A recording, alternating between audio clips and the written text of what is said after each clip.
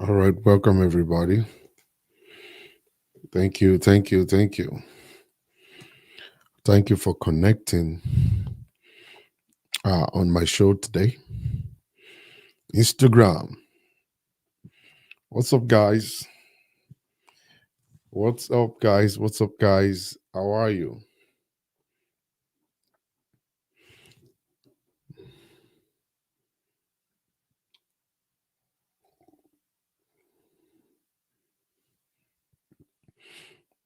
All right, welcome everybody. Busola Tideo. Busola is here. Okay. I can see a lot of you guys here popping up on Instagram. Thank you very much. Please check your DM. I will check it.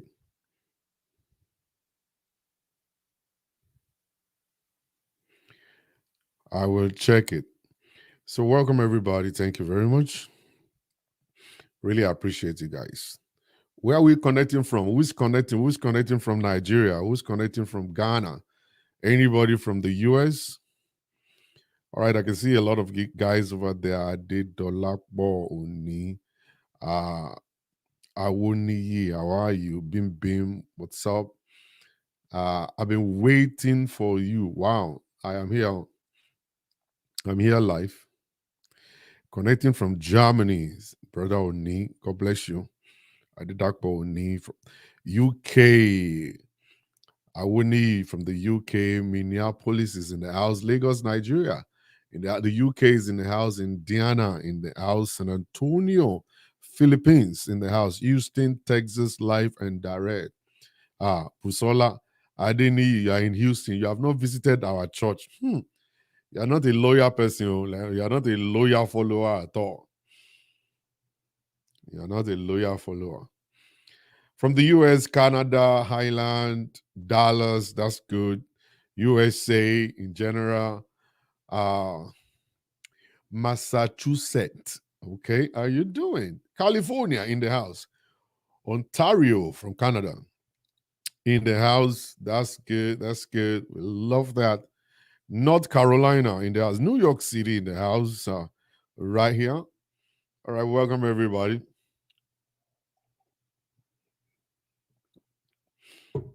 North Korea in the house. North Korea in the house. That's good. All right, welcome everybody from Canada, Nigeria, Pennsylvania, Nigeria. All you guys are doing well. Really appreciate you guys.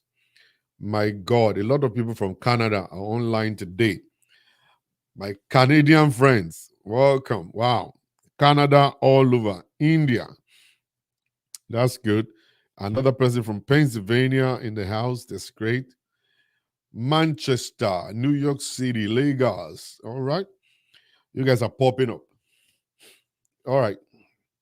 Let's jump on it at this moment. Let's jump on it at this moment. Dallas, Texas. That's good. Now, so ladies and gentlemen, uh, it's a beautiful thing for us to be alive. You know, this past week, um, two people died. This last week. There was a story of a woman here in Houston who went to work and got back, went to sleep, and told her mother to wake her up by 11 o'clock, and they tried to wake her up by 11, um, but to found out that she actually um, she's dead. She was dead at that time when they tried to wake her up. Another story of a young man who was in a car wreck and he died instantly. And I was thinking about those ones, and I shared the story actually at the church today. But there's this other story that I think everybody should listen to. And if you care to listen to it, I think it's going to do you good, okay, out there. It will do you good, okay? People are dying right, left, and center. And what is killing them? And what is killing them is so simple. Some people are dying because they are overworking themselves. And you are one of them. You're one of them. You are one of them. And you're one of them because, hold on, let me spin this chair. Okay. I think I can rest like this. I just finished eating a bowl of rice with erongbe. So I'm not feeling too good.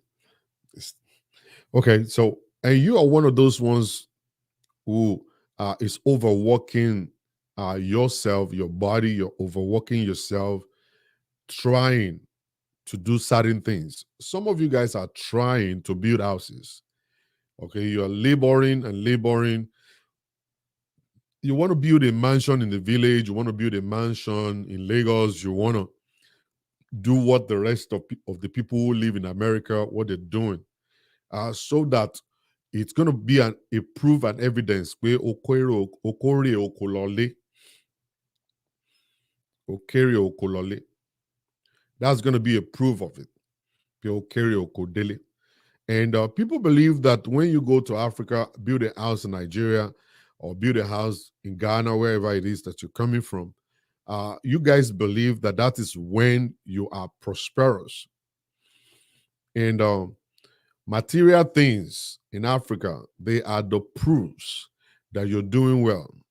If you ship a car to Nigeria right now, and then you go there and you're driving a nice car, and then you are doing housewarming of a big mansion, not a bungalow, not a small house. People in America don't go home to build a bungalow. They don't want it because it looks like as if why other people are building mansions and you are busy building a bungalow. That's not right. Is this something? Are you really prosperous where you're from? Are you just there to play? How come you cross all of these bridges and stuff to come and build a bungalow? So people believe that if I go there, especially men, we want to copy other people. We work so hard. We deprive ourselves of the kind of peace, enjoyment, and rest that the body's supposed to have, just because we want to actually show people that I am in America also, I'm in England also, I'm in the Western world, and if somebody's building a mansion, I should build the same thing. I should build the same thing. I just stepped down over a month ago. It's affecting my health nowadays. So you will actually put your children, inside of a situation whereby the kids will not have the opportunity of eating ice cream. Your children don't have the opportunity of doing anything, traveling, going to see places, vacation, and all that. You would deprive your wife of all these things just because you want to go to Africa to make a point or to contest with people. I don't want you guys to forget one thing. Everybody is not going to build a mansion. It's not everybody that is going to build a mansion. We have seen people who completed their mansion today, and they plan to do the housewarming, and today they are no more. And today they are no more. We have seen people who worked and worked tirelessly to put money together just because they want to go to Africa and prove a point, and they didn't enjoy the money they were making, and today they have been buried. Let me speak Yoruba now. Ikú òdòjọ́, àrùn òdóṣù. Ikú òdòjọ́, àrùn òdóṣù. You don't know exactly the kind of death that will kill you. I was on the highway coming from somewhere, and the car in front of me was overspeeding, and eventually it went and collided with the side, the railings on the side, and the car was totally wrecked, gone. And don't forget, that guy left his house, going somewhere, believing he's going to go back home to see his family. But this time around, he couldn't make it. He couldn't make it to get back to the house. And the Yoruba people will say something. Bí ọwọ́ ikú bá ṣe mọ níṣì fi bọ́jú. You know, that means that your material should dictate the kind of outfit for you to sew. You don't want to copy someone wearing $1,500 Gucci shoe when you can't even afford it. When you can't even afford it. And you know that this is actually going to give you a setback in your life if you should buy it.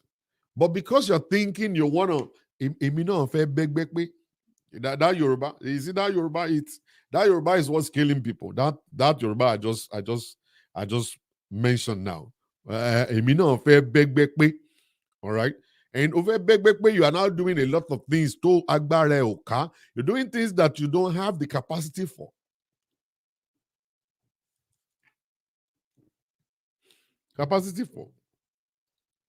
If you bite more than you can chew, you will be the one to suffer the consequence. It's not going to be those people you are competing with. Those ones you are competing with, you don't even know how they're making their own money.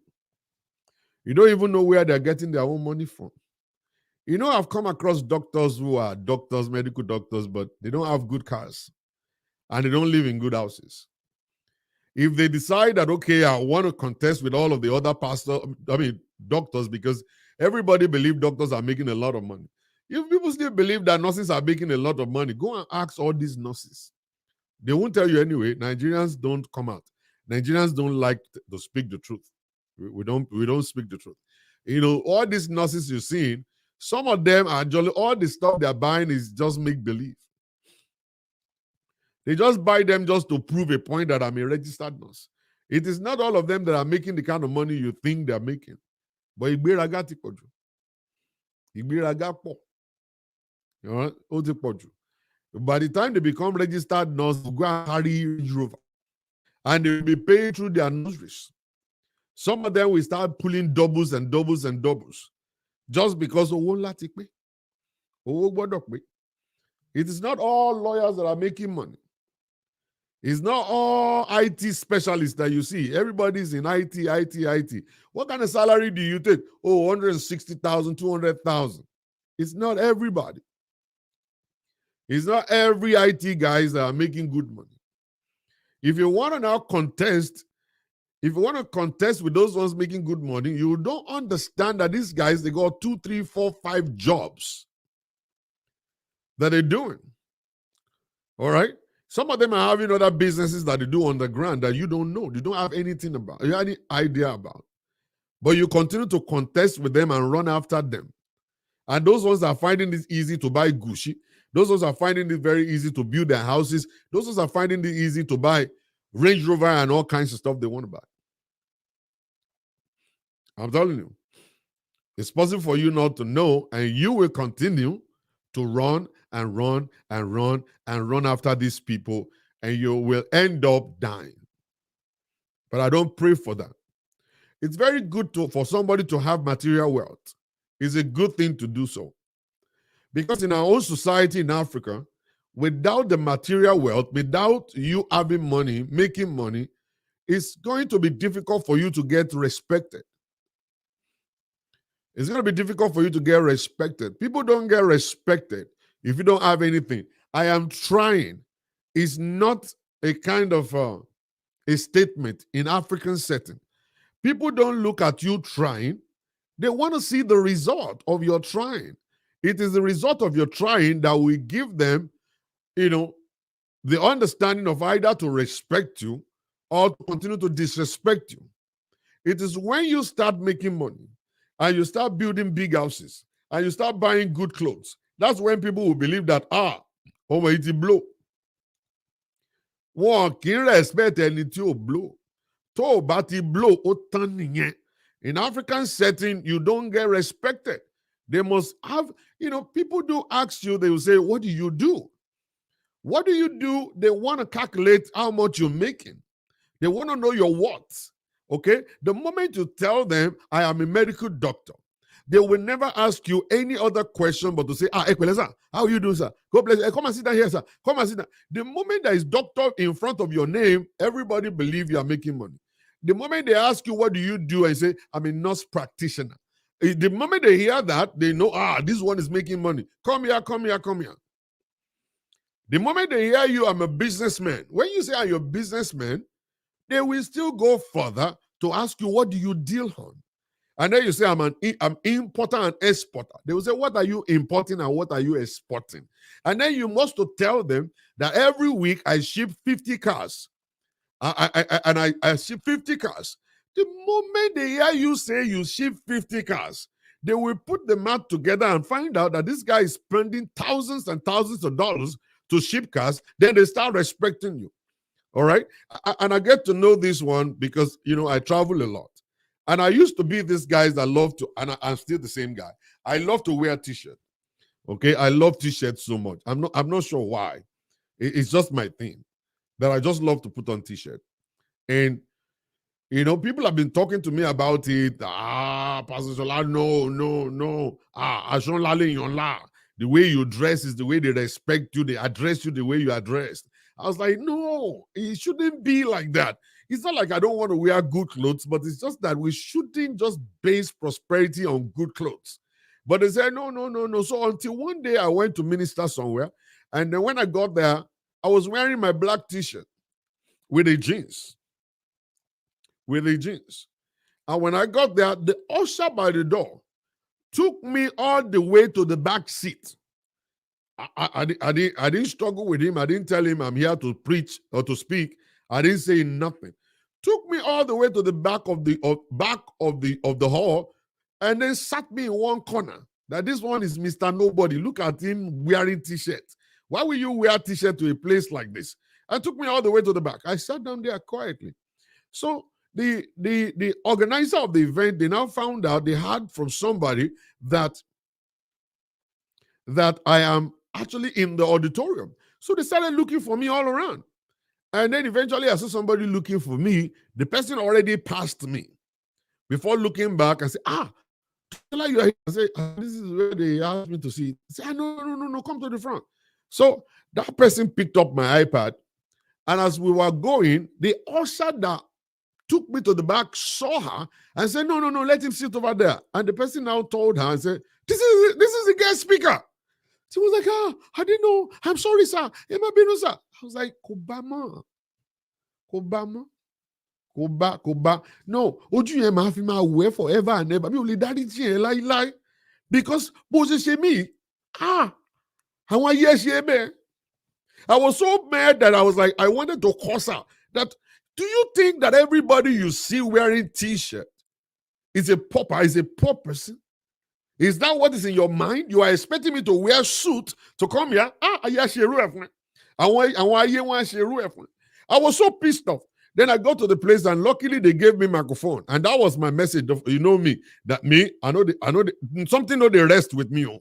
You don't invite me to your church and then when you do yama, expecting me to take it back to the house and just give me I said, praise God. They said, hallelujah. I said, do you know today I got humiliated just because of the way I'm dressed? And I'm actually very sorry in this particular place, you guys who organize this. The next time you're organizing stuff, don't you ever in your life be expecting the guest minister in Agbada or in native or in suit or in anything. He might decide to come here wearing t-shirt.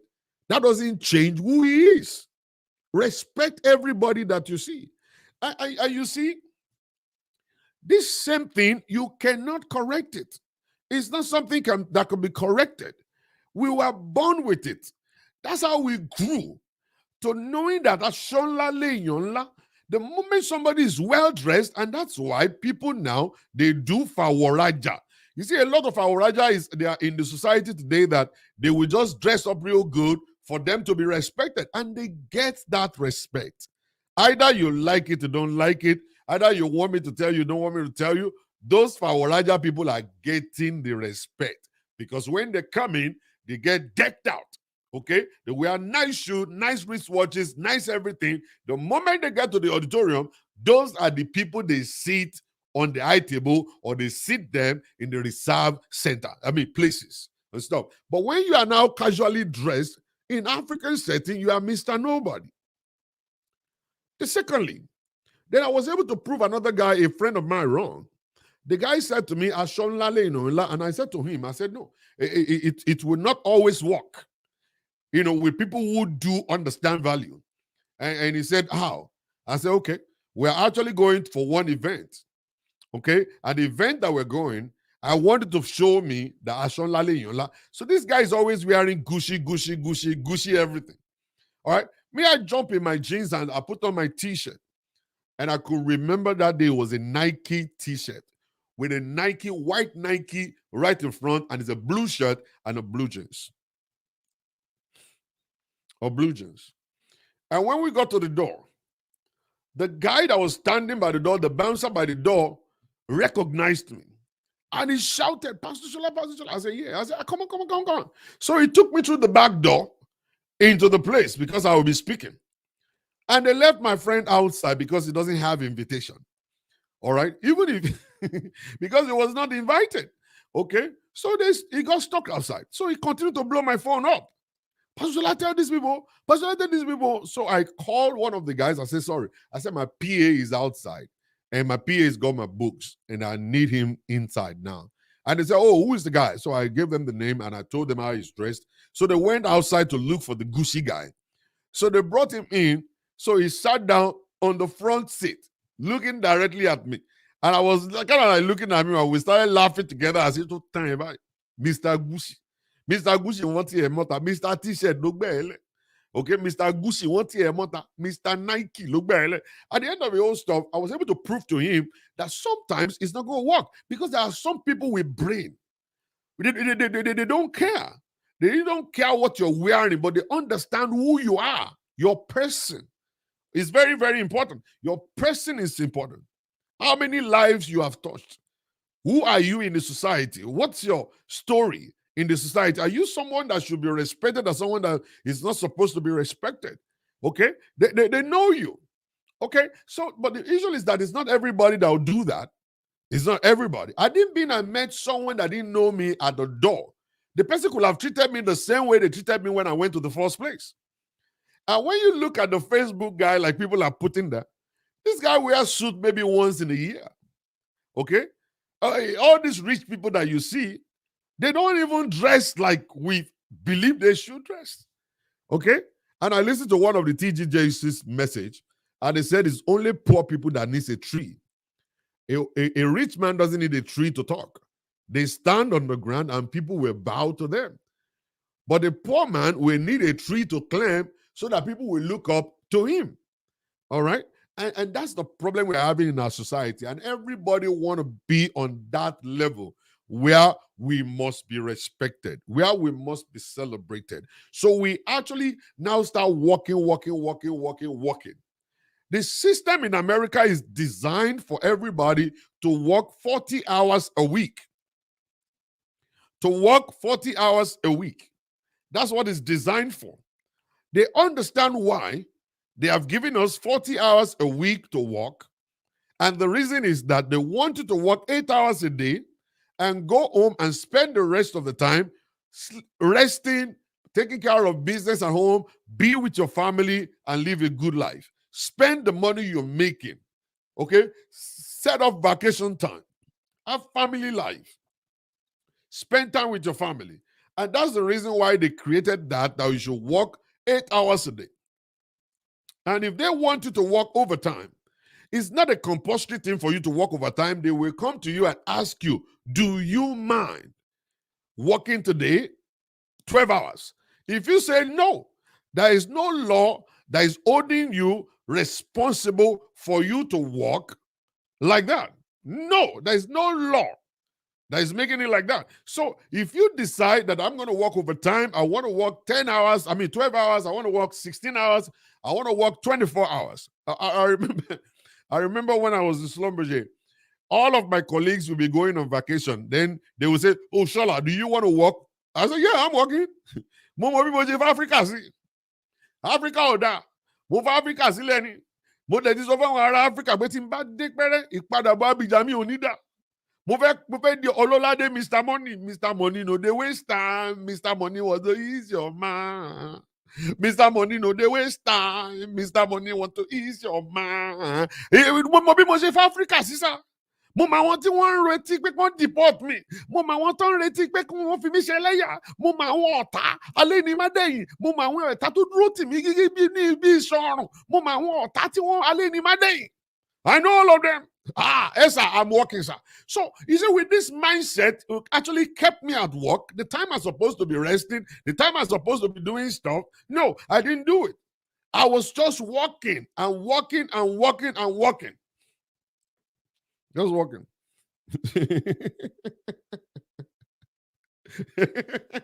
I was just working. Every time the Americans would say, we're going to, sure, I'm going on vacation. I'm like, I'll be looking at them like, these people are stupid. Why will you go on vacation? What kind of stupid vacation do you need? Let's go to work, man, and go make some money. At that point in time, we were making $500 bonus on every job. When you go on a job, that's $500. And that's not part of your salary. It's just a bonus.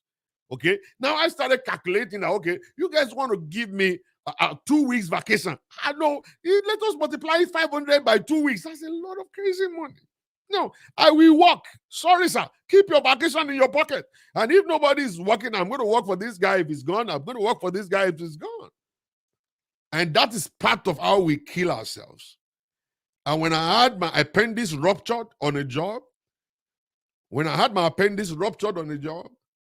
actually, I was able to spend a lot of money. The company paid part of it. And then I paid part of that stuff. All the money I've been saving, trying to actually enjoy myself, my appendix got ruptured on a job. And they rushed me to the hospital that I was about to die. Because it's actually a no-no for your appendix to burst inside of you. The kind of chemicals that are going to come out from there will kill you. And they quickly just do the surgery. And I was at the hospital for a week. And then I went home. And the bill started coming. I worked myself to the bones. But at the end of it all, the money I got saved is gone just like that. And I was just lucky not to die, just to be here and stuff. So, I made up my mind one day. I was like, Tani mo nle kiri. Tani mo nle. And one year, Atoku Boba today, but to ba den go kilo say, to ba rest ti bobo yẹn gbé wọlé. To bá rí mọ́tò tí bọ̀bọ́ yẹn fi ń ṣẹ̀ṣẹ̀ rí convoy báyìí náà máa ń gbé convoy if the boy is going is convoy. I was like, kí ló kàn mí? Tokunbo is a 419 in London. I know the boy now. He's a 419 in London. So anything, that's the person I want to start running after. Me, I'm making my money legitimately. It's not easy to make that kind of money, struggling, and then I go to Nigeria to go and squander it. I'm not going to do it. Some of you guys are making money because you want to go to party because they heard that, it is Wasiu that will be there. It is Wasiu that is going to be there. And then you now say, Wasiu Bodo Makimi. He says, Shola mi bobo. No, America, yo. Shola mi baby. Ewe lo repete. To wala da America. He says, Shola mi o. Shola bobo. Awo tokunbo re o. He says, Shola mi. Ma toju Funke mi. He say Funke baby o. He say Funke. And then I will start spending the money I labored for. The money I labored for, so that social media will see me, Ololade, Mr. Money is praying. The money I labored for, I now start spending it, and stuff. Some people will go and collect credit cards just because they want to go and impress people in Africa. It's a terrible lifestyle. Terrible lifestyle. You know what I'm saying? And you go to Africa now, and then you finish squandering the money. One thing that you do not understand and do not remember, the moment you finish spending the money, the musician will say, owó Ṣọlá tán o, ẹ jẹ́ ká lọ sí Fúnkẹ́, ìṣe Fúnkẹ́ o, Fúnkẹ́ mi baby. Then you stand there, they finish what the parinti and your era don't finish. Your dispensation is over. Okay, they're not going to call you anymore. And then that's actually now you now sit down there and you now be looking, then you'll be calculating how much you spend already. And it's just for a moment. It's just for a moment. Musician will just call your name and that's it. And it's the end of it. The next person that is spraying money, that's the person they will actually face and start calling his name too. All right? And at that point in time, you now start regretting. Then you'll be angry. And you've already finished spending your tax refund money. And you're already spending the credit card money that you borrowed. Okay? And then your wife is expecting you, or your husband is expecting you. Where is the car that you said you bought? Oh, you bought the car. Did you sell it? Yes, I sold it. Where is the money? I spent it on Wasiu. Spend on Obesere. At the end of the day, your eyes go come clear.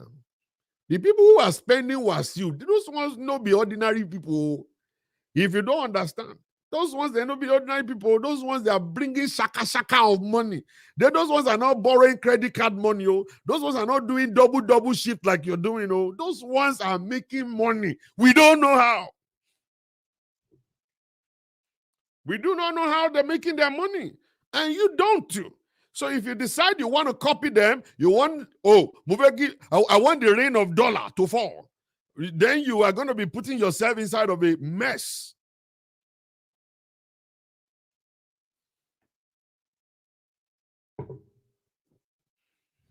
You're going to put yourself inside of a mess. And you're going to regret it later down the road. Those ones you try to copy, those ones go, you don't know how they're making their money. So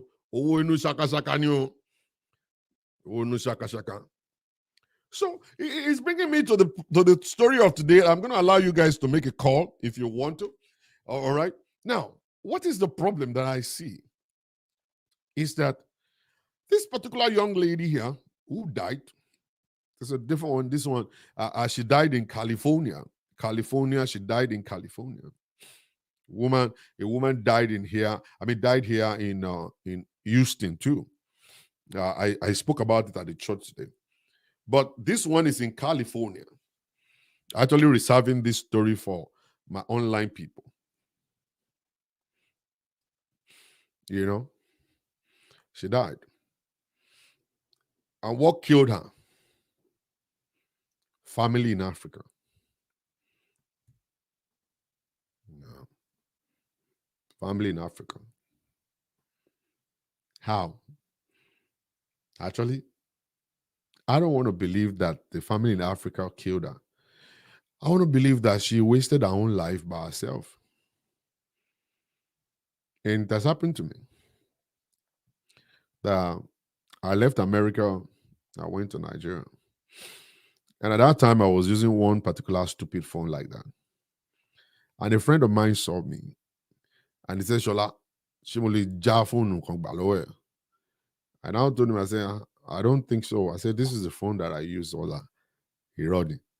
Phone don't lorry. This is the phone you are using. I said, this is my phone. He said, American boy. I said, that's it. That's the phone I use. She go best way for me. He can't best way for me. It's just that this is my phone. I was like, how my lata going in Nigeria going to iPhone 13? One on iPhone 2. Is it not for me to receive phone calls? Do I have to kill myself because I want to use iPhone 13, iPhone 14?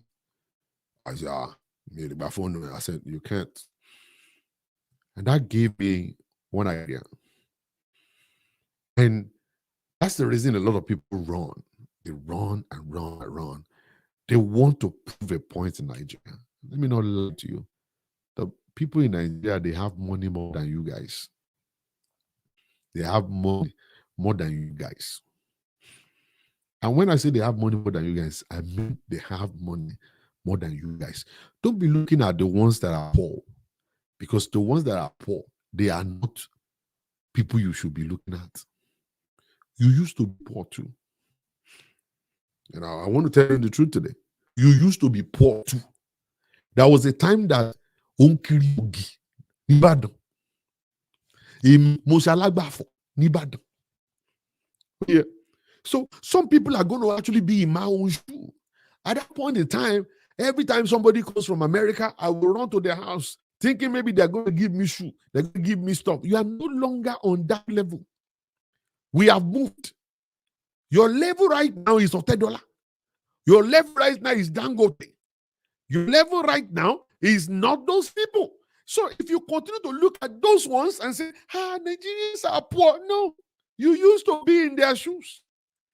They are going through their own wilderness experience like you went through your own.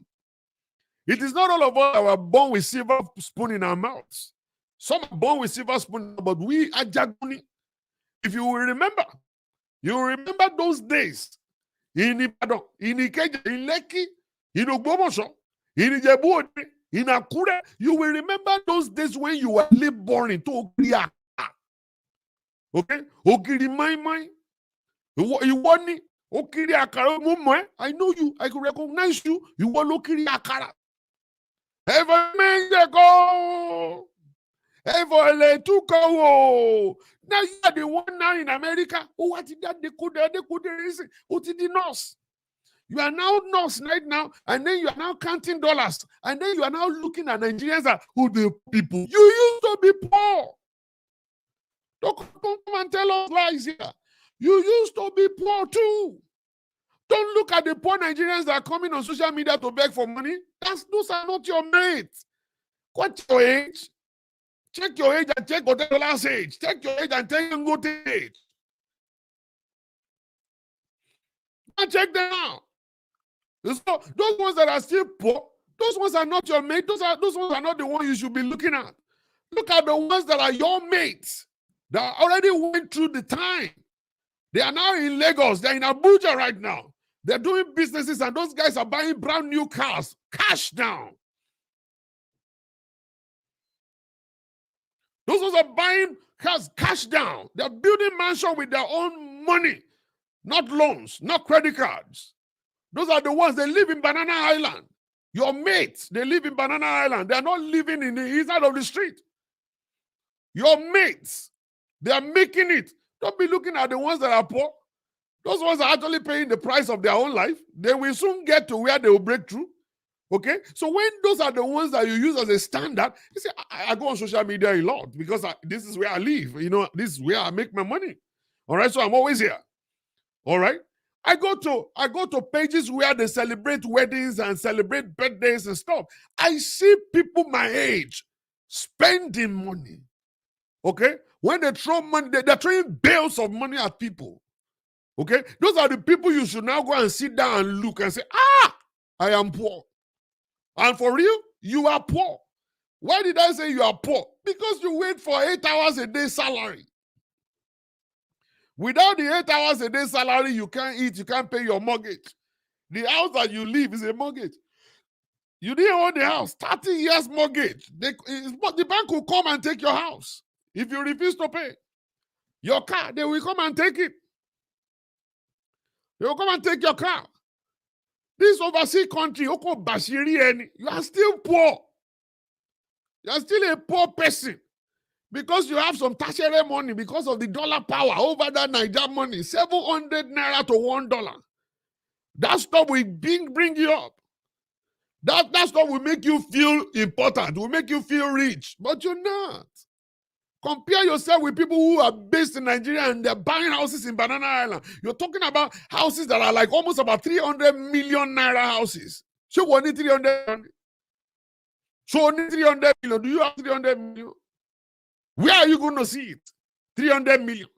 How much is your salary? Can somebody help us to calculate 300 million in dollars? And let us know maybe you have it. You know? Those are your mates. They're planting houses everywhere. Okay? So when you're now sitting up here and then you're looking at the poor people alone to judge Nigerians are poor, you're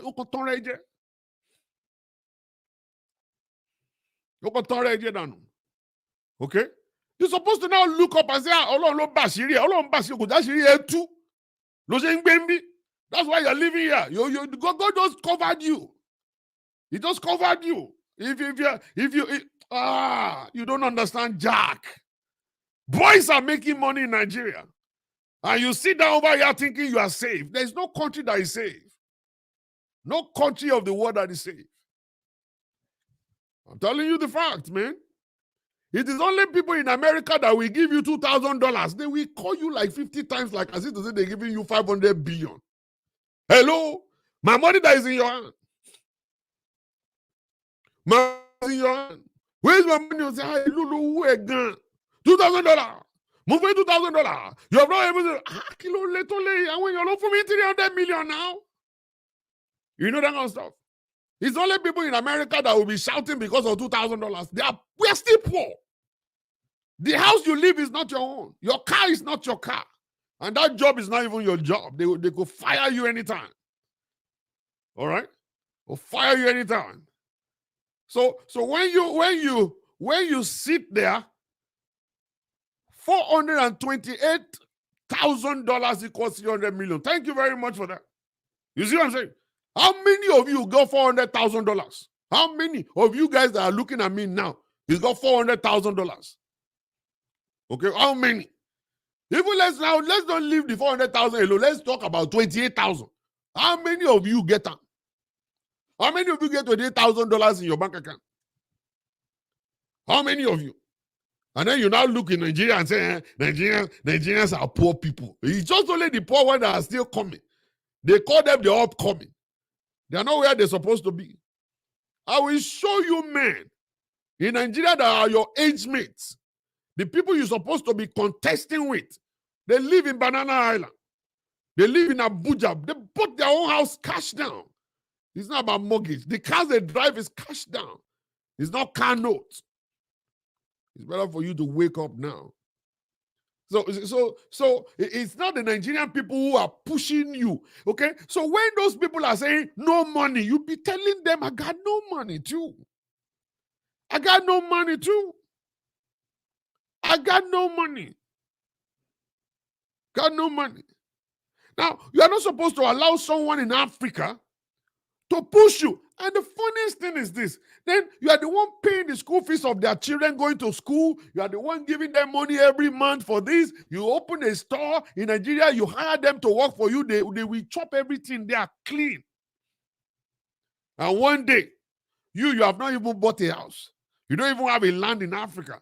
Then one day, your sister will just say, Shola, yes. Mo kàn ní kí n yọ̀ fún ọ ní o. Akọ́lé kékeré kan o. A sì fẹ́ ra mọ̀lú o. Tá a fi sílé o. Mo wá fẹ́ kọ́ sẹ́ndì owó sí mi. Bó tiẹ̀ ṣe bí i $500 kó tiẹ̀ sẹ́ndì sí mi kí n fi ra mọ̀lú lásán. And then you now say, congratulations, sister mi o. Send the picture lẹ́yìn. Send the picture of Nigeria, the house to me. You will be very shocked that the ilé kékeré tó sọ fún yẹn is a 7-bedroom mansion. It's a 7-bedroom mansion. You'll be so shocked. You are only looking at your sister. You're not looking at her husband. The husband is making stupid money. They are building houses everywhere. Your sister is just cajoling you. Your sister is collecting money, telling you all manners of this because you live in America. Because you live in America. And then you now listen to it. Then you start working double just because you want to give your sister 500. Some of you men don't understand life at all. They will be psyching you. Nigerian people will be psyching you. They say, hey, Kiloroko, hey, Kuleo. They say, yes. Iwakuku lolu ọmọ. Ilé mama alákàrà mọ̀ wo. Ilé mama alákàrà wo. Kílẹ̀ fi ṣe síbáyìí ha. Wọ́n mọ̀ sọ pé yóò gbé tó bí 2 million táàbí tún ṣe á ṣe rúùfù, á ṣe fẹ́ǹsì, á sì gbé gbogbo koríko àdúgbò. Ilé ìyá, ilé grandmother ẹ̀. Kó má lè di ilé àpàtì. Ìyẹn la fi sọ pé ìwọ náà lolú ọmọ. Tó o bá ti sọ̀rọ̀ àwágùn lọ́rọ̀ sọ. Kò sí nǹkan tá a fẹ́ sọ. Ìwọ lọ́lọ́run gbádé fún ìwọ lolú ọmọ. Orí àwa máa wú. Your head will not be swelling. Wọ́n psych ẹ burúkú. Nigerian people, they can psych people. They psych you, and then you'll be saying, Daddy, am I worry? I will send money to you. I will send money. What am I saying? You'll be speaking English. And your own children are here lacking. Your wife is here lacking. Okay? Nothing for them. And then you now go and then be sending 2 million naira to one baba in the village to go and call him Mama Lakara. Call him Mama Lakara. You know what I'm saying? And then you will be working. Probably you got it from the credit card. Or maybe you went and took a loan.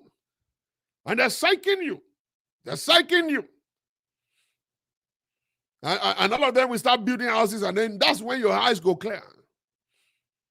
That's when I heard the story of one Kalaga. He was paying for the school fees of his sister, and the boy went to school, became a doctor, and his own children are here, and they're smoking Indian hemp all around the place. Okay, he didn't have time for his own kids, but he was sending his sister's son to college. The boy became a doctor, and that was when his eyes got cleared. When he had your phone, no, ni o sola, kilo sele o. Àbúrò rẹ̀ mọ̀ di doctor. Ó ti di doctor. You don't know what school now? Ó ti pẹ́, ó ti ọdún méje, ló ti sanwó ẹ̀, ó ti sanwó school ẹ̀ ọdún méje. Then orí ẹ wá pé, then that's when your head will now correct and look at your own children. The children they are doctor of were. Your own children are doctor of were, doctor of Igbo, and they're smoking Igbo all around the place. Okay, over here, you didn't have time, no time to take care of your kids, and you're busy sending your sister's children to school. And your sister is doing well, doing whatever it is. You see, one funny thing that you guys don't understand is that if you die today, like that woman died, do you know your family in Nigeria, they will still be eating, they will still be driving their cars, they will still be living good, and they will build their house next year? Wake up. Those ones that you are laboring to send money to, those ones that you are pulling double to send money to, right? They will still continue to live. They will find somebody else to be their mugu, and they will continue to live, and they will do well by the time you're gone. By the time you're gone, they will do very well. They will do very well by the time you're gone. So this woman walked herself to the bone in California. She was walking. She had no time to rest, no time to stay home, nothing. And she walked. And what happened to her? She entered into an accident coming from work. She slept off on the steering, likely. She slept off on the steering. After walking, double, risked her own life, died, and right now, who will take care of our own kids? Who will take care of our kids now? Those people in Nigeria will be sending money to the children here? No. Probably he doesn't even have savings. Maybe all his savings is actually sending to Nigeria. All his savings simply sending to Nigeria. He died. She died now. Gone. You don't want to die. You don't want to kill yourself. Or you don't want to. Don't want to die.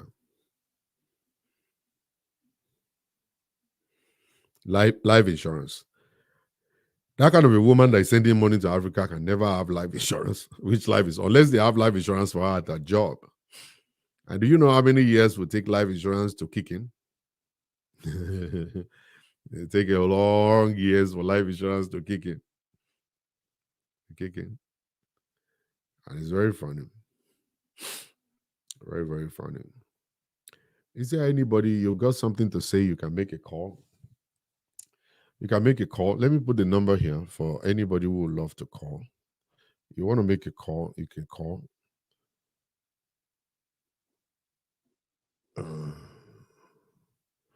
For those ones on YouTube and Facebook, you already have the number on the screen. And then for those on Instagram, the telephone number is right there at the bottom of the screen also. I attach it there. If anybody would like to contribute on the show, you have something to say, you can go ahead and just make the call. I'll pick it up here, and then I'll talk with you. That telephone number is +1 405 550 5135. Died. You don't want to die. We don't want to bury you. We want you to be alive for your children. What you are not capable of doing, please don't do. If you are making a lot of money, If you're making a lot of money and you can afford to help people in Africa, you can do so, but not at the expense of your own self or your children or your own wife or your own husband. Always remember it. Ẹni tí ò tí gòkè ò lè fàyàn gòkè. Ẹni tí ò tí gòkè kò lè fàyàn gòkè. If you're still struggling, let them know I am still struggling. I don't have enough.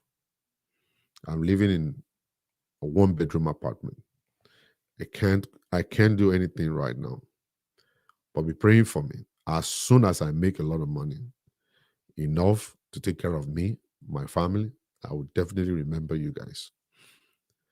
But don't dedicate your own time working for people in Nigeria. Please don't. Don't do that. All right, waiting for any call. Anybody would like to call in? Waiting for phone calls to come in.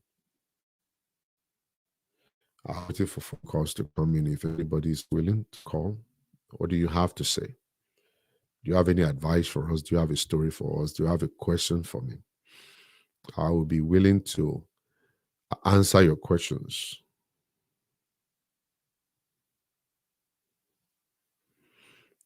I'll be willing to answer your questions if you have any questions for me. Anybody. Telephone number is on the screen. +1 405 550 5135. Let's wait. Let's wait. You know what I'm saying? So we all need to be very careful. Let's pick this call here. Hello? Hello, sir. Yes, hello. Good morning, sir. Good morning. This is Oni from Germany. Can you speak up, please? Yeah, this is Oni from Germany. Okay. How are you doing? You want to contribute on the show? Yes, I want it. All right, go ahead. I introduced very well, and I have just two brief contributions. I have my uncle in Chicago. Yeah. He has been there since 1969. Okay. Today, he doesn't come home anymore. Mm. He didn't help any one of us while we were growing up. That's my mom's immediate elder brother. Yeah. He concentrated on his wife and 4 kids. Yeah. And he brought them to US, and he later realized 3 of the kids are not for him. They are bastards. Mm. And he lost all his properties, and he's depressed, and he's still trying to, I don't know if he can recover. Mm. But when I arrived in Germany, my other sister, she always told me, don't send me money. I'm not the one who sent you abroad. If you don't send me money, we will survive. If you send me, I will take it. Yeah. It was very nice. I have terrible cousins as well. They will call you even for 1 kobo. You said something about property. Yeah. My cousin always called me to tell me he has problems on a daily basis. But Okay. on this particular day, he was drunk. Okay. And he called me. Yeah. When he called me, I picked up the phone. And he said, I want you to celebrate with me. Mm. I'm doing my house warming on Saturday. Okay. He was drunk. Okay. I want you to celebrate with me. I'm doing my house warming. He was actually saying the truth. It's not like he was drunk, but he knew what he was saying, and he was correct. He's doing his house warming.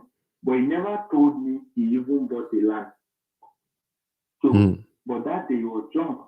At the end of the day, I called him the next day.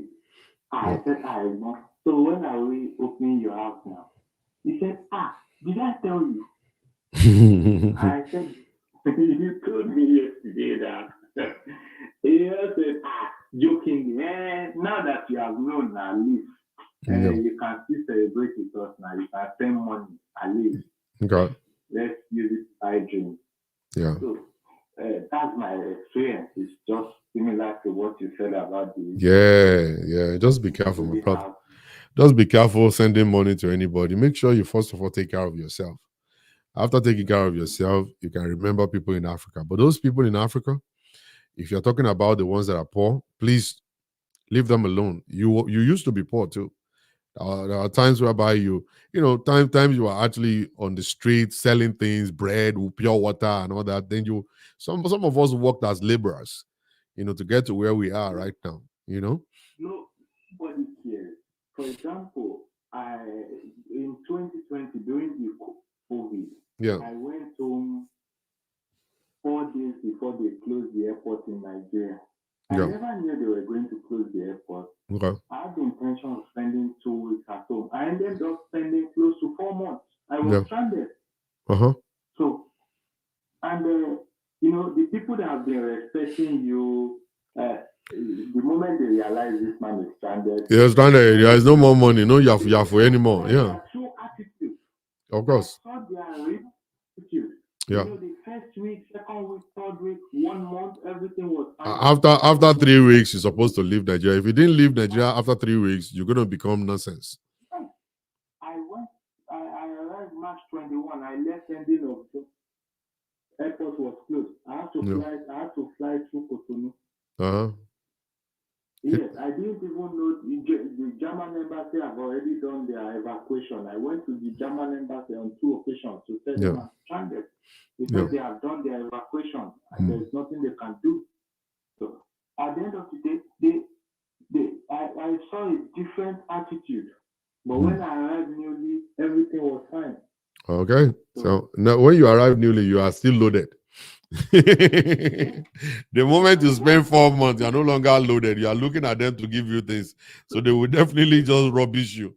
Yes, so that was another experience and another lesson for me. Yeah. Thank you, my brother. Thank you, sir. God bless you, my brother. Thank you for calling. All right. Let's get to meet another person. Let's listen to another person's story.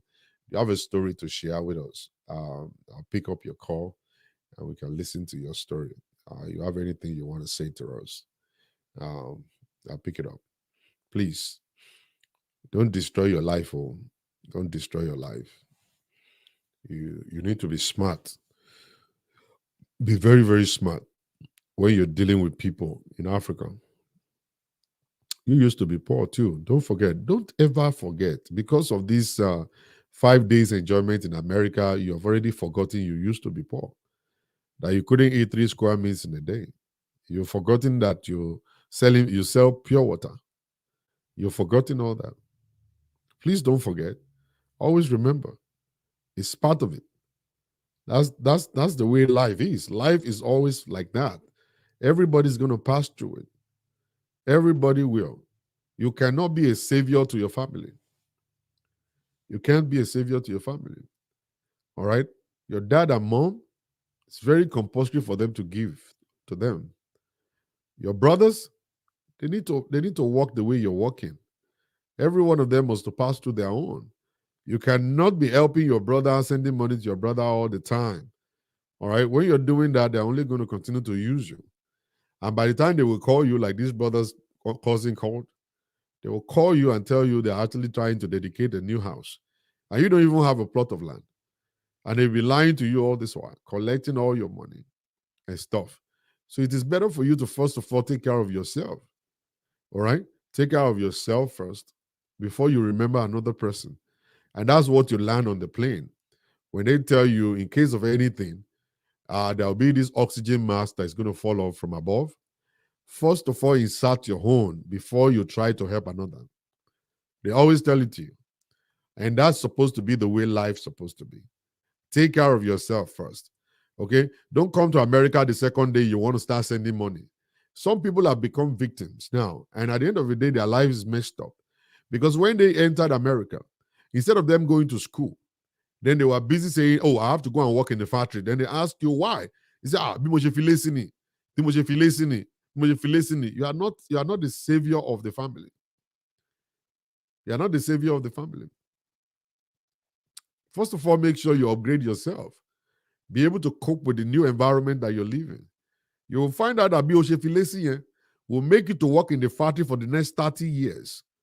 And you will continue to say Bioshefilesi, and you will not be able to make a lot of money because you'll be making just only $15 an hour. And that $15 an hour is what's actually going to be making for the rest of your life. And that's when you now start thinking about powers and principalities. Oh, somebody is spending my money. Oh, in our village, something is wrong. Oh, they're doing something against my life. People standing against me. Nobody's standing against you. It's just because now you don't have a source. Your source is weak, and you want to be the savior of everybody. And that's the problem you have. All right. You're supposed to first of all upgrade yourself, get yourself to a point whereby you will be able to make money to sustain yourself. And then there will be enough. And there will be something that is actually, you don't need in the account. There is actually surplus. Then you can now throw that one away if you want to. But when it comes to your parent, your daddy and mommy, you must to help them. It's important for you to provide for them. They do not have, they must to eat part of your sweat.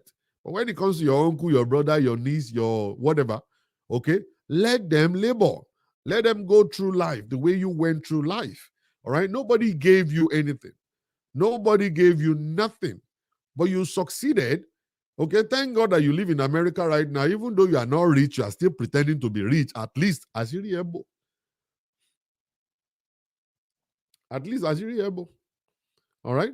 You tell them, I just bought a house. You didn't tell them that I just got a mortgage. It's 30 years mortgage. Yo, mi ò fowó ṣe o. Mi ò lówó. Mo gbà lọ́fẹ̀ẹ́ ni o, láwìn ni o, oṣooṣù mo sanwó. And let them understand how much you pay. That I'm paying $3,000 a month. Let them calculate it in Naira. And let them look at you and say, but that's over 3 million. That's how much I pay. Oh. How are you getting it? I have to labor to get it. Oh. And at that point in time, they will now look at you and say, Yanje Boda, you need too much of pressure, 3 million. And stuff like that. Let them know that the car you're driving is not your car. It belongs to the bank. They could come and repossess it anytime. Okay? It's not your own. Let them understand how you're laboring. Okay? I'm back in school. You are 55 years old. What are you doing in school? I'm not upgrading you. We have to be upgrading you. If you don't upgrade, you can't make nothing. I'm back in school right now, doing this, doing that. And that's how they respect you. Okay? So when you go to Nigeria, they might not respect you as in like you are a rich person. All right? Don't care. Because Nigeria, one particular brother went to Nigeria, he told them, he said, if you see my bathroom is bigger than your living room. You know what I'm saying? My house, you know what I'm saying? When you press, let me pick this call. Oh. Hello? Hello? Yes, hello, sir. Hi, good evening. Good evening, sir. Okay, my name is Engineer Bayo. Okay. I'm calling from Nigeria. All right, sir. Okay, Dr. Shola, I want to ask you, what if in a case where just like I am in Nigeria now, yeah, and I have a brother in the UK. Yes, sir. So most of the time, he normally calls me to assist him, sometimes to help him pay some of his children's school fees and stuff like that. Yeah. So most of the time I do that for him. Yeah. And sometimes he will come up with, Abu Minjo, please kindly borrow me like 200K or borrow me like 300K. I need to pay your niece school fees. I need to pay your nephew school fees, and I don't really have much to do right now. Yeah. Probably in a month or 2 months' time, I will try and get it back to you. Yes, sir.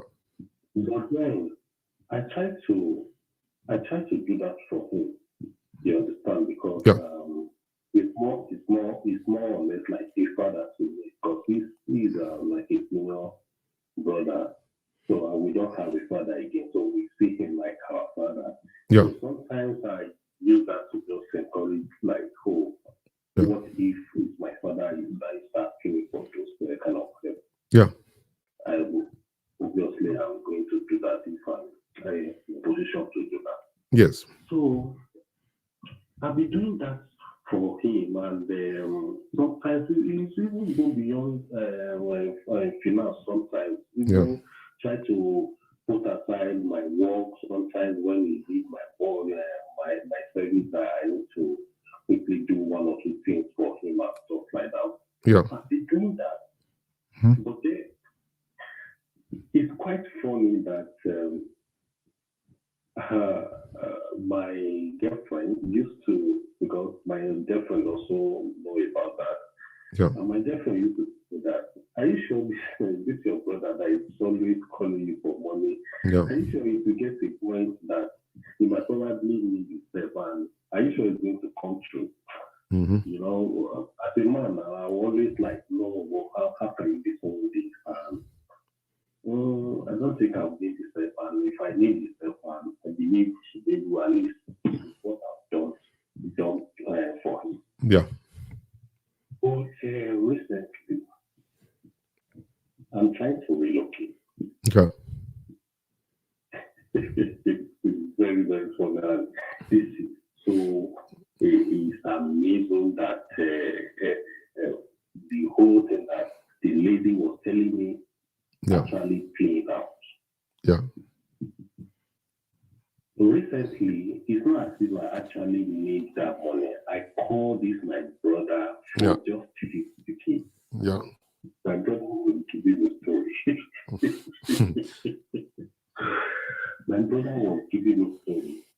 And in the process of my relocation, he will always like, do it this way, do it this way, do it this way. But when it comes to the finance part, I'll try to reach out to him. Yeah. I won't be able to get to. Yeah. Then the question now comes to me. What is happening to people in UK, especially in UK? Yeah. I have about 2 to 3 of them. Yeah. I don't know. Is it that they are not? I know there are a lot of staff and all that they pay over there.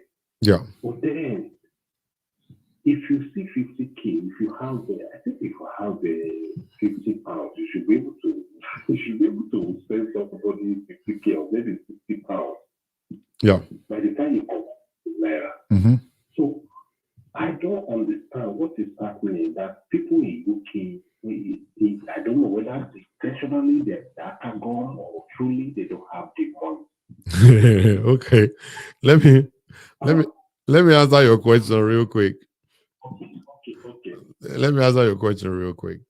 Now, it is not everybody who jumped on the plane to come to the US or the UK that presently is doing fine.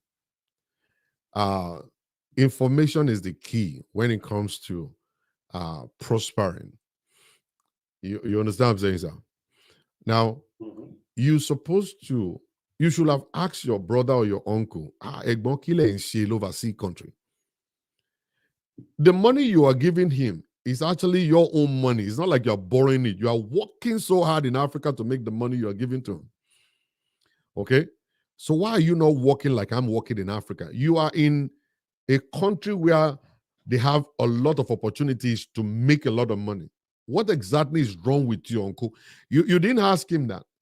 You continue to give him the money.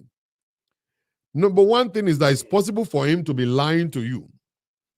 He's a Nigerian too. He felt like, okay, Aburo mi lolo, yeah, continue. My Bible boy, come and come for me 200,000, come for me this and all kinds of stuff.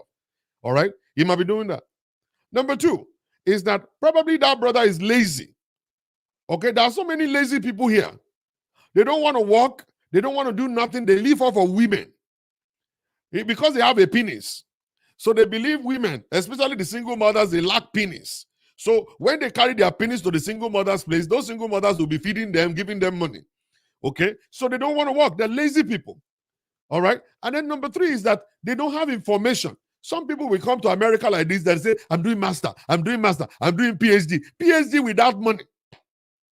You see, the information is out there of what people do to make money in overseas country. They don't have good friends. They are not in a circle of people who could tell them exactly what they could do to make money. So You are actually the cause of this stuff, giving somebody who is living. You are in Nigeria, 24/7, and you are giving someone that is here money. And you didn't ask him, say, Egbon, kilode, law school ni. Egbon kilode, rishe ni. The more you are giving him money, the more he will continue to come back. And now see what happened. I really don't believe you should ask him for money. I really don't believe you asked him for money or ask him for anything, because somebody that's asking you constantly 200, 300, 5,000, and you are not asking him to support you, there is no way he will. Even if he's making money, he will not want to blow his cover. He will never tell you nothing. Okay? So when you're talking about people in America or in England, I can show you Nigerians that are picking the dustbin to eat, sir. I can show you. I can show you American citizens with American passports who are jobless. That the passport that Nigerians are looking for, that they want to die in Africa, that if I can get that passport, I will blow. That they have it here and they are picking the trash can to eat. And they're squatting with friends. They will squat in Bisonet today. Tomorrow they go to Katy. Next week they go to Rosenborg. And they keep moving all around with the American passport in their hands. And number 4, so many of the people you see, many of them are autistic. Okay? It's just the high-functioning autistic that you will not see it there, but in their brain, they are not able to coordinate anything about life. They can live anywhere. Let them go and live in the White House, they will still be poor. Okay? So there's so many people like right there, their brain has frozen. They live in God's own country, but they don't know how to utilize the opportunity that they have to be able to make anything happen. So my advice to you is that you better keep your money in your pocket. Next time he asks you for money, tell him to go and kiss transformer. Tell him to go and kiss transformer. Because you can't continue. And it's the same thing we are talking about some people in Nigeria. If you flip the script, what you just did is to flip the script. Okay? You flipped it. You are in Nigeria. You are part of those people I actually was referring to. That our age mates are in Africa. Those ones could afford to give somebody in America 200,000, 500,000, 400,000. Where did they get the money from? The money is from hard work. Okay? So why can't Nigerians continue to work hard and the people here continue to work hard? And let me tell you something, my brother. I'll be saying it all day. Majority of people that we live here in overseas country, we don't have $50,000 saved in our account. Are you getting it? We don't. Okay? I'm just telling you the truth right now. We don't. Okay? The houses that we live, all the pictures we are sending to you in Nigeria, they are mortgaged. They are house that we collected it from the bank and we're paying them gradually. It's going to be 30 years before we can finish paying it. Is it those cars? Is it those cars that we always take pictures with and we post in front of G-Wagon that you see in front of Nigeria? If Davido should buy G-Wagon, he bought it with his money. Okay? If Dino Malaya should buy G-Wagon, he bought it with his money. If you see it with us and we are posting inside of a G-Wagon, it's 5 years car note. It's not our car. They can come and repossess it.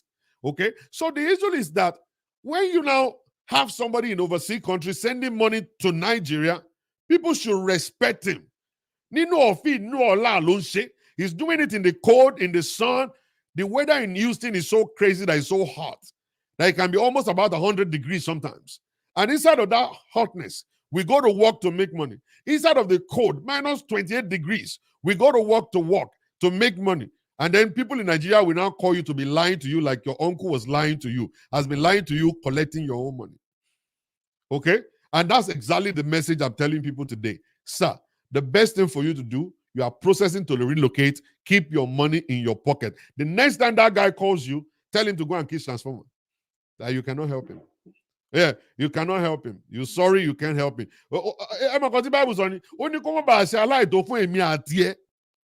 Because now, why don't you buy your own? Go and buy it. Go and buy your own oil. So that your uncle is a thief. I'm sorry I'm saying it. He's a family member, but that man is a thief. If he's listening to us from London right now, he's a barao. He should go and kiss transformer. Why will he be lying to you that you're working hard? One of the things that is so funny to me now is I've been telling him for quite some time now, like about up to 2 years, Yeah. because I'm actually an IT person. Yeah. So, and my kind of job, I know, I'm going to make good money when I travel over there. Yeah.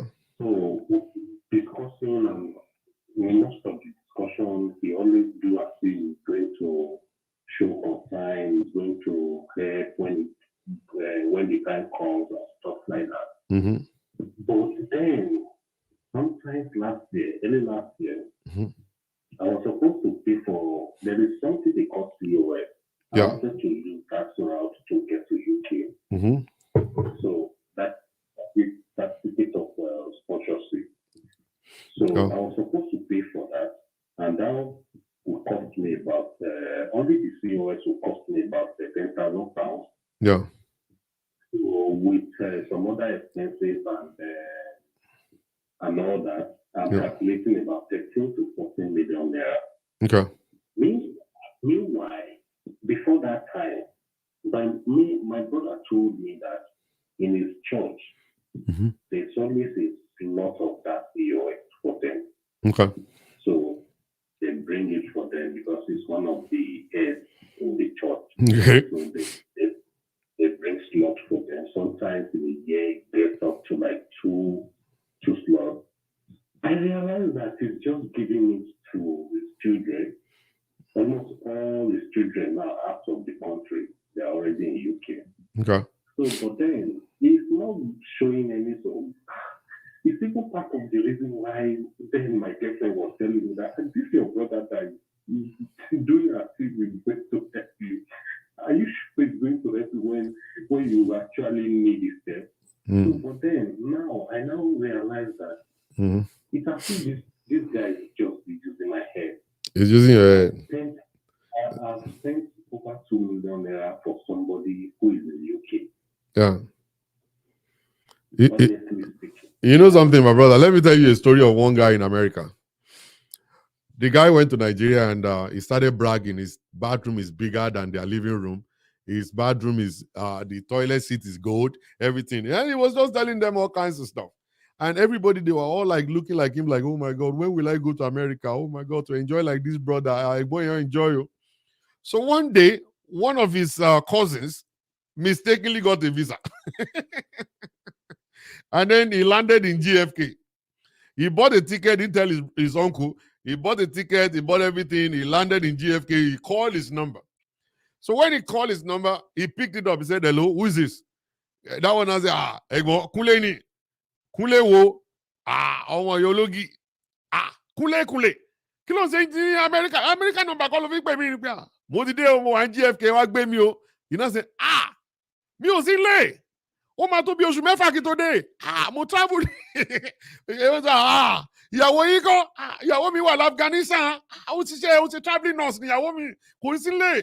Àwọn ọmọ yín kọ́, ọmọ kẹ̀. Gbogbo wọn ti wá college. Wọ́n ti dàgbà mi kò sí lé. Má bínú. Wá ọ̀rẹ́ ẹ̀ kan kó lọ pé tí n bá ti dé màá pè ẹ́. You know one funny thing? Inú basement ni bọ̀dá yẹn ń gbé. Kò fẹ́ kẹ́ni yẹn wá rí ilé tó ń gbé. Ó ti parọ́ Nàìjíríà. Ó ti parọ́ fún wọn big time ní Nàìjíríà pé òun máa ń sàn ilé òun tọ́lẹ̀tì òun tóbi gbàǹgbà tọ́lẹ̀tì òun gold ni. So when the boy came, the boy couldn't reach him. He actually blocked this number totally. That brother couldn't reach him. But luckily that his brother entered into the right end of somebody that is good. And then they introduced him to IT. He went, took the class. He did everything that is necessary for him to do. Then he got a job. Okay? When he got a job, he started making money. This brother of his that blocked his number now came across this same brother at the bank. They went to the bank. He now saw the brother say, Egbon, then he started lying again. Then later down the road, he had to open up to this guy and say, this brother is now the one helping him now. The boy that came in 5 years ago is the one that is now helping the stupid man now. You see, a lot of we Nigerians just like to lie. We just lie. We say we're more than that. And because you live in America, everybody in Nigeria will believe you. I always do, you know what I normally do when I go to Nigeria? I know my friends will want to collect my shoes. So whenever I get to Nigeria, that's when I will buy slippers in Shomolu. So I'll buy the slippers in Shomolu, I will wear it. And I will go to Ibadan. When I get to Ibadan, they will still be telling me, this shoe where you bring from America, we must take it. I'll be telling them it's a lie. I bought it here. They say, lie, I will simple, without begging me, I will just remove it from my leg and give to them. And I'll be going. Yeah, I'll just give to them. I'm telling you. I will buy t-shirt in Ikeja. I will wear it. I'll give to them and stuff. So that's how stupid a lot of Nigerians are. That they believe anybody coming from America is wearing authentic things. Okay? And that's the stuff. We lie too much. And that's why we are where we are today. Until that lying will stop. You know, we are misleading people. And I want to quickly just educate you, my brother engineer. Never let anybody tell you when you enter America it's going to be rosy. You will forget about being an engineer for some time. For some time, all this glory of an engineer, you giving somebody 200,000, giving somebody 500,000. When you start looking for green card, you will forget your name. I'm not lying. You will forget your name. That your girlfriend that is in Nigeria, is better for her to go to Sele and put your name under the pepe. Because the moment you enter here, okay. Because if your girlfriend is still in Nigeria and you are here looking for a green card, you will have 7 children before she will know. The last question is that okay. Why is it that ladies in outside Nigeria, in places like US, UK, Canada, and so they always look down on men or in Nigeria that come across them and have them in a relationship. Ènìyàn burúkú ló bẹ èèyàn rere jẹ́. It's not their fault. Lè bínú sí wọn. Japani. So many of those guys in Nigeria, you know, these women brought them here. And if you come and see the list of people that I have, that I'm doing therapy for right now, that it's all about, I brought a guy, and today the guy is gone. I brought a guy, he gave somebody else bele. I brought a guy, he's actually sleeping all around. I brought a guy, he abandoned me and he ran away. And that's the problem, that in your burukuti berin, that is so difficult for anybody to trust anybody. Even women don't trust themselves. So, but even in the middle of this whole stuff, you will still find Onitie. You will still find somebody who is actually ready to take a risk and say, you know what, I'm ready to take a risk. We can't blame them. You see, Nigeria at the moment, nobody will trust anybody because the people that are comfortable in Nigeria can never say they want to relocate. They don't say that. Okay, they don't say. If you know a businessman. Sometimes some of us relocate because of the situation of the country. There is no situation of the country. Dangote is still living in that country. Otedola is living in that country. Davido is living there. Daddy Shoki is living there. Brother Shaggy is living there. Mr. Macaroni is living there. They are all living there because they are making money. They only come here. Let me open it up to you, sir. Open it to me. Let me let you understand. Yeah. Now. Yeah. There are some. I'm actually. I did some. I market some stuff on Amazon too. Yeah. There are some times that I want to pay some money in dollars. Yeah. That will have to call some of my friends, like either in US or maybe for them to do that for me. See, Dr. Sola, if you have never come to experience this thing, I want to tell you, it's going to be very annoying to you that in your country, they block every means that you can do international transactions. The bank themselves, let me say the government themselves, they encourage black market. There is literally nothing you want to do that you need international currency that you can get from bank. Even if you have domiciliary account, they will tell you, the bank themselves will tell you, go to the black market and get your currency. You understand? It's very annoying. Do you know as I'm speaking right now, it's difficult for me to send money to Nigeria. All right? It's difficult to send money to Nigeria. Every app, all of the apps I open to be sending money to Nigeria has been blocked. But my account is being verified because I send $1,000 like almost every day. So now, from your from our government. It's everywhere. American government are at fault. The American government is actually auditing the companies and closing them down. It's every country. The challenge is everywhere. It's not just Nigeria. Do you know funny thing, my brother engineer? I'm not going to lie to you. And people may not believe me. It's just situations that are surrounding me right now that is actually not making me to relocate to Nigeria. As I am, I believe one thing, that if I come to Nigeria, I'm going to do well. Better than I'm doing right now here in this country. I'm going to do well because I'm into showbiz. I know exactly what to do. All right. One funny thing about me is that, you see, when I go to Nigeria, I get more views on my videos than when I'm here in America because it's regulated here. When you go to Daddy Freeze page, you see 2,000 people watching at the same time. My page used to be like that when I was in Nigeria.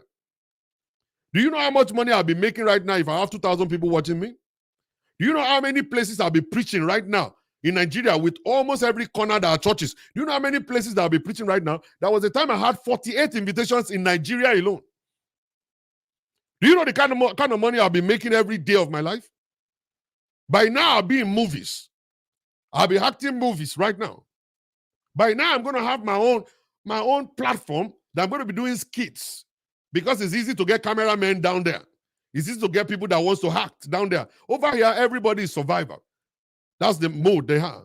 Everybody wants to make money. You cannot get somebody to come and record camera for you. They will ask you how much you want to pay. When you go to Nigeria, I'll put a crew together that I'm not paying a dime to. That they only wait for me to give them some stuff. And then they want to land the job and be part of me as I grow. By now, if I'm in Nigeria, I'll be rocking and rolling with Davido. I'll be rocking and rolling with Wizkid, as I am right now, with what is in my head. But living in America has already regulated my life. Now, right now, I have taken a mortgage. I must pay it for 30 years. How do I go? Can I leave? No, I cannot. My kids are here in college. I have to be here for them. Okay? I have a church here that I'm pastoring. I have to be here for them. Okay? But if I am, and like I said to one of my people the other day, I went to Nigeria. All this while, I was making a mistake. Anytime I go to Nigeria, I go to Ibadan. And I see all of my people that I grew up together, they're all poor. Then I always believe that I'm the one that is rich. Then I found that I'm not. That I'll be going to the wrong place. Then this last time I went to Nigeria, I went to Ikeja. And when I was sleeping in my hotel, I could see money flying around. In one day, I made $4 million naira in one day. People were calling me. One person came to take me and say, can you just hold this thing? We're going to take a picture of you and put it on billboard. I said, how much are you paying? He said, 2.5 million. I said, can I be coming every day? The lady said, no, just only one time. They took a picture of me smiling with a product in my hand. And that was how they paid me 2.5 million. Then another friend of mine said, can you come to Banana Island to just advertise a house for me? I was like, how much are you paying? He said, for 1 hour, I'll pay you 1 million. And he transferred the money into my account. And I went to Banana Island. That was when I realized I've been going to the wrong place. This is where I belong. This is the place I'm supposed to be. Do you know how many endorsements I have now as I'm sitting here with you, sir? Do you know? Do you know how many endorsements I'll be having right now if I sit in Nigeria, Lagos, or Abuja? Do you know? Okay? And that is the reason why a lot of all these people that are making money in Nigeria can never relocate. They only come here to buy shoes. They come here to buy cars. They come here to do vacation and then they go back to Nigeria. They don't want to come here. They don't want to. When you're talking about, oh, no security, there's no security in America. They kill people every day. We see the Amber Alert coming up. Somebody got stolen. Somebody got kidnapped. Here in America also. You see, when you're talking about electricity, I could create my own electricity by myself. And I enjoy myself right there. And Nigeria is the place where you could enjoy your money. You can't enjoy your money in America. There's nobody for you. Where do you want to do? What do you want to go? Where do you want to go? Nowhere. There's nowhere. Whenever I go to Nigeria, we go from Amalaskai all the way to Yaliu. From Yaliu to Kilokotokpe, to this one. We keep eating all around the place, enjoying the breeze of Nigeria. And the food is so good, so sweet, and fantastic that when I come back, do you know whenever I'm in Nigeria, I don't use my high blood pressure medicine? Do you know that? It is when I jump on the plane coming back to America, my blood will not start pumping. Boo, boo, boo, boo, boo. Then that's when I'll remember I have high blood pressure medicine in my bag. Then I will take it. When I'm going to Nigeria, I don't think about bills. No strings attached to my life. No pressure on me. I'm just going there to enjoy myself. But whenever I'm coming back, Then the fear of bill will come again. Then I'll have to take my high blood pressure medicine. Okay? So people that are doing well, you notice that a lot of all these celebrities are coming to America. They don't want to live here. A woman came to our church one time. She came with $48,000 from Nigeria to come and buy a brand new car. And I said, madam, just take car. I said, yes, we're going back. By the time I finish paying for you, we're going back so they'll ship the car to us. I was shocked. Even me that been living here for over 20 years, I cannot go and put $40,000 down to buy a car. I have to go there and put $5,000 down. And I'll say, payment plan. I'll pay $120 every month to the end of 5 years. You see what I'm saying? So it all differs anyway. For people who been living here, they understand the system very well. When they put it side by side with living in Nigeria, you will find that there is no country that is safe, but it's better to live in Nigeria making money if you have that opportunity, if you have already set up the platform to make it. All right? Now, look at Davido. Davido doesn't sell his records. Some of them, they tell you to go and download their records and stuff. Nobody's downloading Davido's record. Okay? Do you know where he's making money from? On the videos. And when you actually post a video from Nigeria, do you know the kind of, you'll be having 15 million views. Mr. Macaroni is having 5 million views. Woli Agba is having 5 million, 15 million views. Those boys are throwing money everywhere. They have been to America. They refuse to relocate.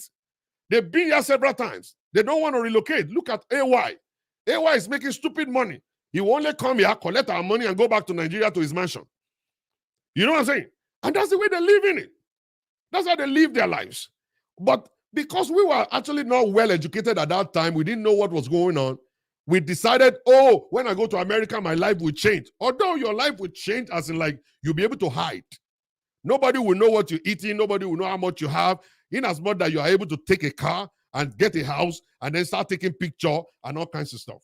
Then people will understand.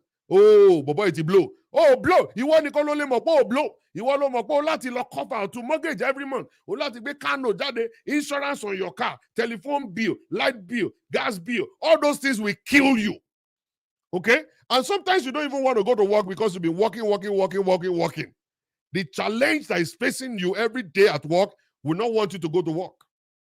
And at the end of the day, you still have to go there because you have already collected the mortgage. You must pay for it. All right? Come over here and come and start a church. It's not easy to start a church in America because you are registered under the government. Okay? It's incorporation. Okay? The government could come and audit your account and they close down your church. In Nigeria, you can open a church and start doing fake miracles. People will come there like a no man's business. All you need is one blind man. And you just say, see. And then the blind man will say, I'm seeing, you will see the crowd that will rush over there. You start collecting 1,000 from them. You will blow. Let's say, Nigeria is the only place where you go to, and then you go to sleep at night hungry, and you wake up to be a billionaire the second day. In America, if you end up to be a billionaire, IRS will audit you. They will throw you in jail if you cannot prove it. Look at this woman, Esther Ajayi. Esther Ajayi was in London. She couldn't prove the source of her money. She had to run away to Nigeria. Yeah, she had to run away to Nigeria and stop. And then she went and started a church in Nigeria, and then she's lying that it is one unbeliever that built the house for her and stop. And that's what I'm telling you. She doesn't have that crowd here in London. When she was here, she was only having money. But now she got the crowd because in Nigeria, so in Nigeria, you will see them go to his church or to our church, because they know they will collect some things from there. So it's only in Nigeria that you can actually go and start a church overnight, and then your church will be 5,000 members overnight because of the poverty mentality. And you could use that to bless your own self because you are the smart one. And because you're coming from America, everybody believes that anybody coming from America is the best. Your own church is going to be packaged in a different way. You dress differently, you speak differently, and all kinds of stuff like that. At the end of the day, people want to be like you. Some people don't have character. They don't have their own personality. So they want to be like you. So they will not come to you. And then you use them for meat. It's only in Nigeria, not here. Okay? So the opportunity for someone like me to blow in Nigeria is there. But I've beaten a lot of things here that I couldn't leave. And that's why you see me here. At the moment I'm speaking to you right now, I have nothing less than 17 invitations to come to Nigeria. Even TV stations are calling me to come. Radio stations are calling me to come interview and all kinds of stuff like that. So for me, someone like me, okay, someone like me, if I land in Nigeria today, I will find something I'm doing, and I'm going to make crazy, stupid money with what I have right now. You get it? So coming to America for you, first of all, go and sit down with somebody who is in the field that you want to come and do. Ask them questions as in, you say what? In UK? Yeah, going to UK, sit somebody down. We didn't get to sit anybody down. Everybody just told us that, oh, the moment you go to America, your life will change. And when I collected the visa, I went to church to do Thanksgiving. And I said, bye-bye to Jagba Jagba, bye-bye to Nyama Nyama. At the end of the day, when I entered America, I said, when am I getting a job? They said, do you have green card? I said, what is green card? They didn't tell you green card. I said, no, they just told me get a visa and come. And now I'm here. Where's the job? Where's the money? Do you know how long it took for me to be able to get it?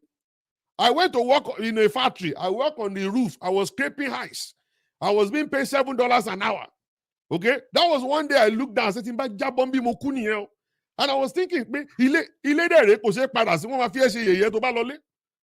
so I had to just stay. Yeah, I had to stay here and say, you know what? I'm just going to be here. Do you know how many lawyers I know? Tí she get it from Nigeria. Tí she get it from Nigeria. She get it from busy. Do you know how many doctors couldn't pass the board exam today and they're suffering in this country? And they were in Nigeria, they were making a lot of money in Nigeria. They sold everything they had just to come here believing that there is security here. They believing there are good jobs here and all kinds of stuff. Don't get me wrong. There are good jobs here. There's everything here. But you know one funny thing about it? The system is designed to collect that money from you. The system here is designed to collect what you're making. Because when you get a job paying you $150,000, you know the next thing you want to do? You want to buy a house of $1.5 million. And that mortgage is going to be about $5,000 to $6,000 a month on that house.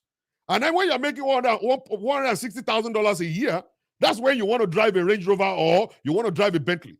Then you collect it, and that's going to be like $2,000 on you every month. Then the insurance is going to be like $1,000. Because you want to show big man as a big man. That's what I want to show. All right? So the system is designed to collect the money that they are paying you back. You go to the hospital, you must have insurance. You are paying the insurance every month. You know how much it costs to pay insurance for a family of 4? It's $1,200. If you don't know, sir. Okay? It's $1,200. You see, when they say, oh, NEPA or Kimono Lola America, no, you want NEPA lowo, you want electricity company lowo, they will turn your light off. It's because we are paying. The good road you're seeing that we have in America, we are paying taxes on it. It's our tax that they use. All right? So if at the end of the day we are not paying tax here, do you think the government will be able to do what they're doing? No, they will not. No, they will not. So what we're doing here is more like a modern day slavery, that we come to work and we're working, building another person's country, and they're giving us the money at the same time collecting it back in a way. But at the end of the day, sir, if you sell your house here in America and you want to take the money to Nigeria, you can't take more than $10,000 on a plane.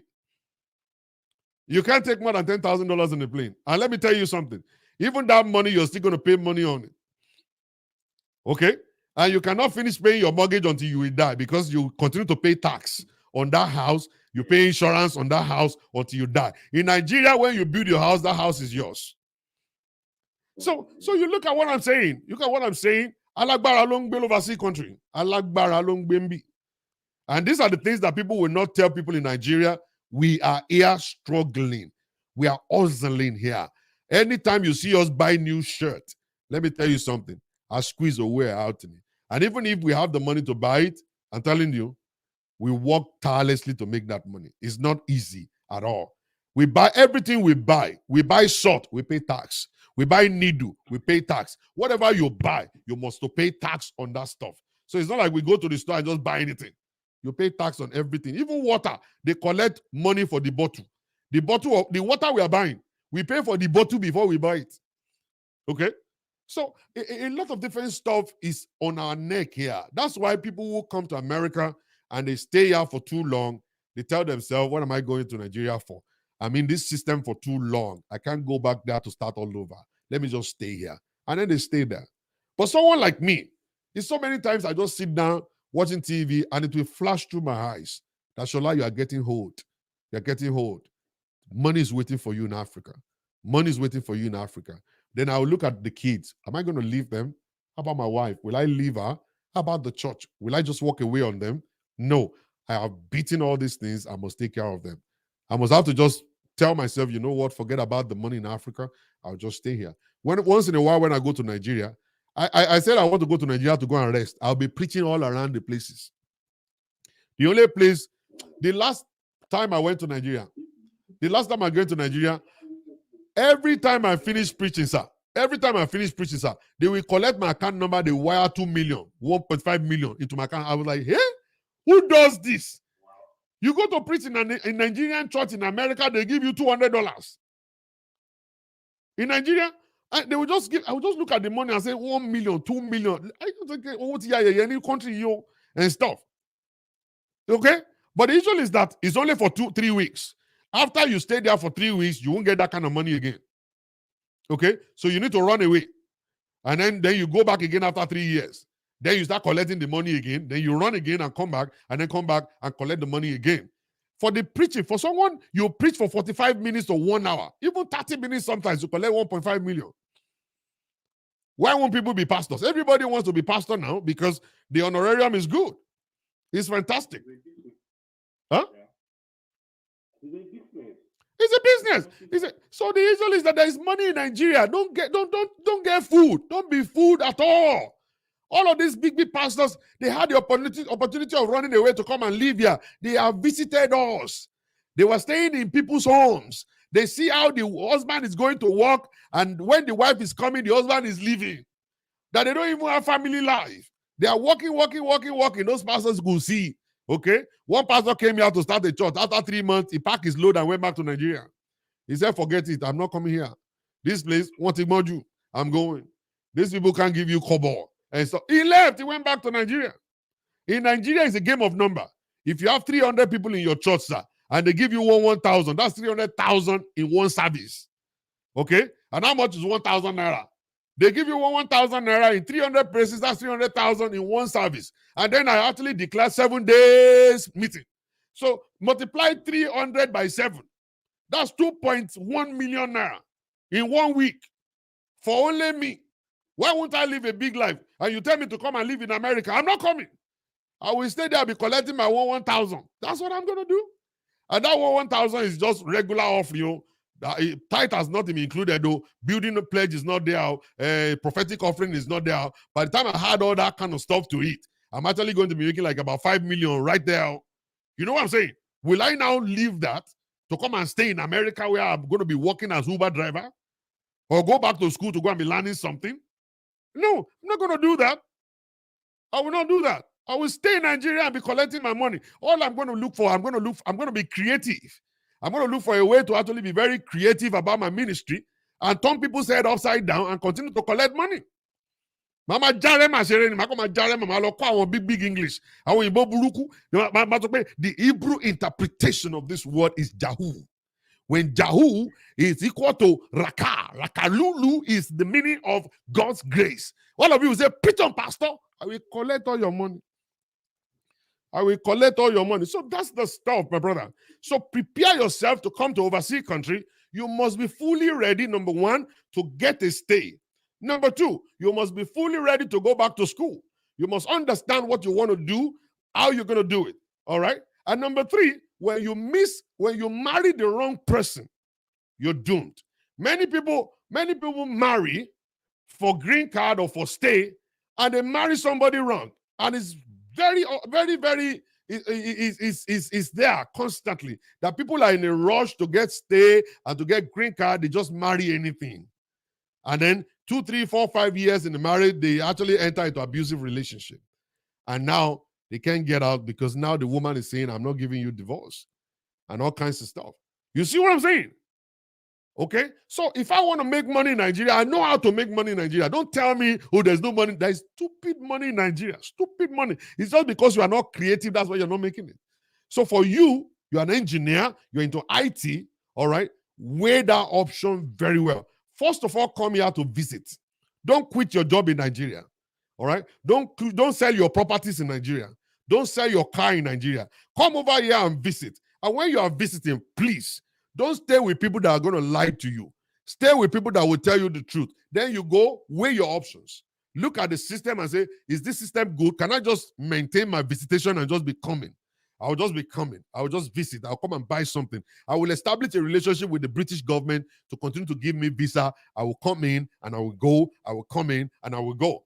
So at the time when you're coming in, going, then you will be able to understand that it seems like I'm going to be coming here to be a slave. I can't do this. But if you feel, all right, I've been able to gather enough information about this place, now I could stay. Many people will say, okay, I'm coming because of my kids, so that my kids can have a better life. I believe that. That one is good. But you as a man and a woman that wants to sacrifice for your children, when you come here, you're going to go through hell. Even though your kids are going to make it anyway, the system is designed to give kids the solid foundation, and they're going to make money when they're old. The moment they could go to school and then they pass exams, they will make money. But you as a parent, you are sacrificing yourself to stay in this country where there's depression, there's loneliness. You can't have friends. Friends from where? It's difficult to find friends here. Where do you want to go to? You don't have anywhere to go to than for you to go to work, come back, and go to church and stuff like that. And that's the kind of life you want to live right now. In Nigeria, you could go and visit your uncle and then go to one party of Owambe here and visit your mommy and visit everybody. But in America, where are you going? Where are you going to go? Even my next door neighbor, I don't even know the guy. Sometimes we wave at each other. Sometimes he's angry. I don't even know him. The other one on this other side, I know he has a wife, but we have never even talked before. I just jump in my car, I drive off. And that's the way we live our lives here. It's so boring here. Very boring. But Obashiri, Mr. Engineer, Obashiri gan. Àṣírí ẹ máa bò wọ́n ní màṣírí ẹ wọ́n ní mọ bó ṣe ń jẹun bó wàá máa fresh bí today bread. Òtútù máa jẹ́ kó máa fresh. Wàá look good. Ó yẹ wàá lọ máa raṣọ wàá máa feel good. But don't let me lie to you. It's difficult, but you can get there. Thank you very much for calling, my brother. God bless you, sir. Thank you so much, sir. All right, bye. Bye. Okay. So that's it for today, guys. That's it for today. Let's just leave it like that. Of course, you have to be hardworking. You have to be very hardworking. You will get settled when you are hardworking. You get settled. You get settled. You get there. You get there. It's too lonely up in here. Very lonely here. Yeah, and that's why people are dying of depression, right, left, and center. So be very careful how you live your life. Be very careful how you live your life. All right? Thank you very much, everybody. God bless you. Have a beautiful, beautiful day. Depression won't kill me the first 3 years. Yeah, I know. I know. Thank you, everybody. Thank you.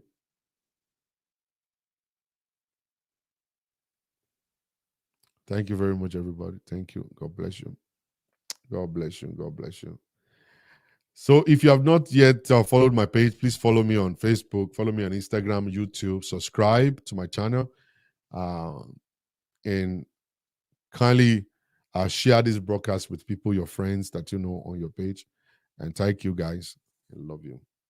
Peace. Instagram. Have a beautiful night. Have a beautiful night. Have a beautiful night, guys. Okay. Don't be afraid. They'll come on.